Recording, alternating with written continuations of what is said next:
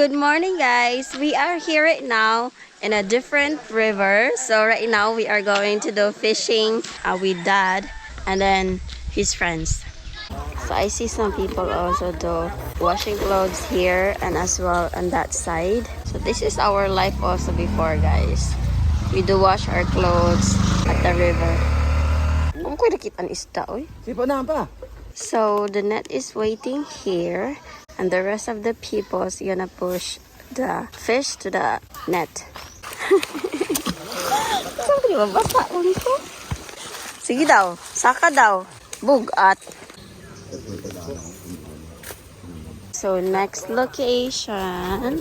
Oh, they're drinking some tuba. They have 2 gallons of tuba. So I'm going to pass these. They are there, by the way, guys. And then let's see if this one has more fish because earlier not so much. So the squad is already coming and then the net is there. Tarungan ninyo, iday mga chicks, oh. Aswata! Kaya unsa po na, mura man na, oh. Ano, hindi ko kayo.